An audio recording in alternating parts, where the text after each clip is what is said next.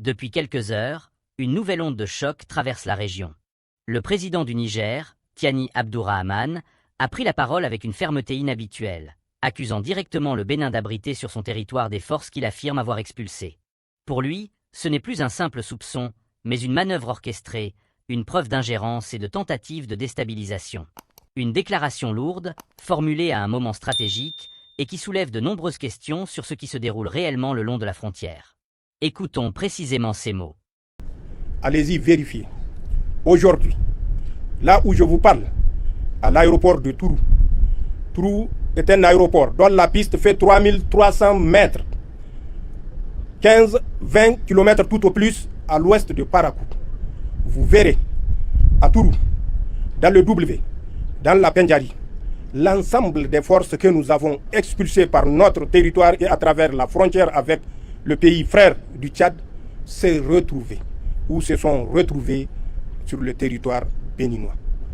Il est temps que ceux qui pensent que nous aimions juste pointer du doigt se réveillent et comprennent la détermination, la volonté de la France à nous déstabiliser.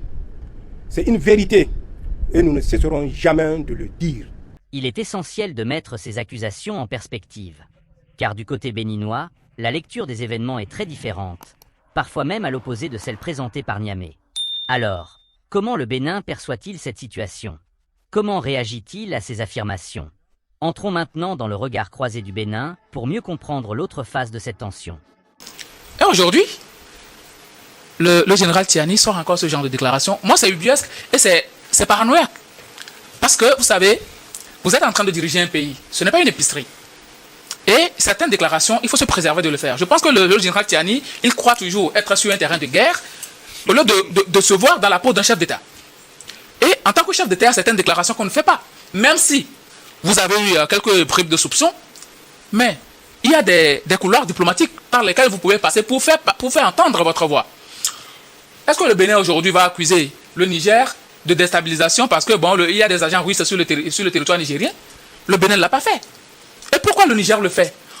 Aussi bien, vous avez le droit de coopérer avec qui vous voulez. Autant le Niger a le droit de rompre ses relations diplomatiques et même commerciales un peu partout avec la France, autant le Bénin a le droit de nouer des accords avec la France si le Bénin trouve son intérêt. Je ne pense pas, ou bien je ne vois pas en quoi les relations du Bénin avec la France doivent perturber le Niger. Aucunement. Aucunement. Le Bénin a le droit de coopérer avec qui il veut. Le Niger a le droit de coopérer avec qui il veut. Mais tout compte fait, vous êtes dans une même sous-région, vous partagez des relations commerciales et même entre les populations, essayez d'aplanir la divergence et envoyer, et avancer. Mais à chaque moment, lancer des invectives, sortir des propos accusateurs contre l'autre camp, ça ne fait pas du bien du tout. Ça ne fait pas du bien. Si le Bénin voulait déstabiliser le Niger avec nos frontières poreuses là, vous êtes sûr qu'avec ce que le Niger est en train de dire, qu'il y a des agents français, tout. Les agents français là, ou bien même les Occidentaux, ils ont beaucoup plus d'informations sur nos pays que nous-mêmes. Si ces gens-là veulent déstabiliser le Niger, ils allaient le faire depuis fort longtemps. Alors, ils allaient le faire depuis fort longtemps. À un moment donné, il faut arrêter ce genre d'accusation et puis faire avancer le pays. C'est trop paranoïaque.